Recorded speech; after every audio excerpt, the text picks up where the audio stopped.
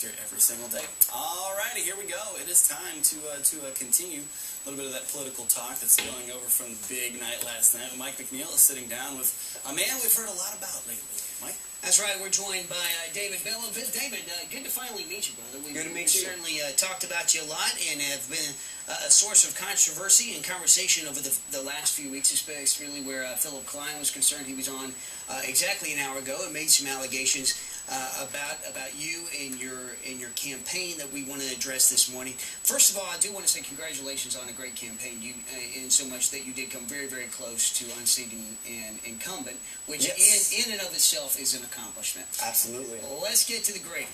First of all, there's been a lot of questions about your military service yes. and the fact that you need to be in school full time, right, or you need to be in active duty. Is that correct? Well, let me explain that.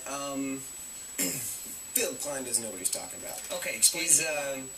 He's not been in the military. Doesn't have any military knowledge of what goes on, any policies.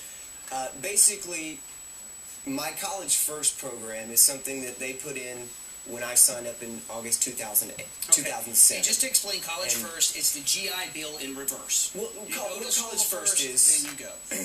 No, that's completely false. After you finish your College First, you don't go off to Iraq. I'm in the Army National Guard. You watch so you're in the Guard. You watch the Army National Guard, it's all about citizen soldier. Okay. You go 1 weekend a month, 2 weeks a year, and then you have a regular civilian life. And that's what I'm doing. But there's always the possibility of deployment. There is. If my unit gets deployed regularly, I would be deployed. Okay, now that was my point earlier. And they haven't been called up. Klein says that I skipped a deployment, but my unit was never called up. So I've never been activated. Okay. I've never skipped out. Are you in school full time? Yes, I am. How many hours? 9 hours. Okay. See, Klein doesn't have any degree, undergraduate or graduate, so that's not the point. Well, he wouldn't know whether or not he has a college degree. Well, I was going to say, so he wouldn't know that graduate is 9 hours. For full time. So you're not working on your undergraduate? See, undergraduate, no. Undergraduate's 12. Okay. Klein is saying, I have to have 12. Well, graduate is 9 hours. And, see, he's just totally missing the facts. He's missing that College First, this program, is not something that I'm just opting into. It's something that was put in the contract that the military put in there because they want smarter soldiers. You've got 9 hours. Where? Liberty University. And you're doing that online? Well, the program, it's blended, and it's all been approved. What it is I'll go up there for a week for these mini intensives and their residential classes. Now, the thing that Klein keeps showing, saying this shows that he has to be full-time student, no online degrees, that actually is a policy for new enlistees starting 2008. I joined in 2007. My contract... So you got grandfather. My contract does not say anything about no online. And I do want to say something about Liberty Online. My wife is a professor with Liberty Online. Oh, good. Okay, so it's a legitimate thing. It is. It's accredited. Klein said it's not accredited. Yeah, he did say that earlier, and I meant to correct him on that. It is accredited, or my wife would have... I mean, she has her PhD. She would have nothing to do with it if it wasn't. Okay. That having been said... what else, you allege in your statement, your concession speech that you sent us last night, that the media was against you, that there were lies being spread against you. What has come out in the media that you feel was unfair? Certainly, I feel that Fox 4 has treated you fair. Oh, yeah, that was... We have given you multiple opportunities to come on. This is the first time you've come on. I would have encouraged you to come on earlier, before the election. Why didn't you? Well, with Klein... the reason I didn't respond to those allegations is, I didn't feel like I needed to stoop myself to his level. Now,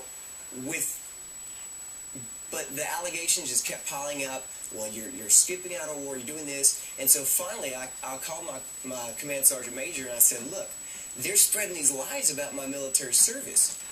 Can you release something, not endorsing me, just saying... These are the facts about David Bellow's military service. He is the Soldier of the Year.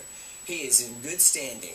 He has not been deployed. He's not skipping out any deployments. And so my command sergeant major sent out that letter. Now that I had that letter, that's when I went ahead and came on the news. And I've seen that letter. Because before the letter, it would have just been my word against Klein. And it would have just made a big... Fair enough, but you do say that the media kind of had stacked things against. Oh yeah, I'm sorry, it wasn't you. Well, the Beaumont Enterprise came out and little old Hardin County race, and they do these editorials. David Bellow is this kid who just wants media attention, and they don't. And they endorse my opponent, never meeting my opponent, never knowing who he is, what he stands for. I wish people would look at the issues. Taxes in Lumberton, county taxes went up. Veterans Memorial Park was left for ruin. They wasted $600,000 on a dome when people's taxes are going up and drainage is not getting fixed. I wish these editorials, not y'all have done a fair job, but like the Beaumont Enterprise and things like that, I wish they would have looked at the facts and the issues and the candidate instead of looking at. Would those things have not been more valuable to you to have been said before yesterday? Oh, absolutely. It's if I would have got hindsight's 20/20. Should you have come out earlier and fought this battle a little harder? Well, it was tough.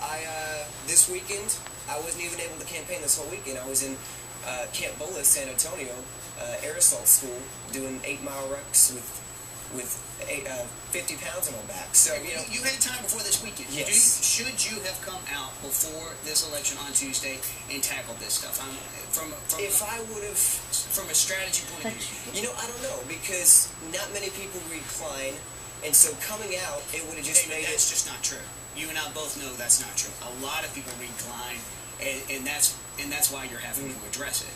Should you have addressed it earlier, yes or no? If I would have had the letter from my unit earlier, I would have sent it out earlier, yes. But without that letter, it would have been my word against his.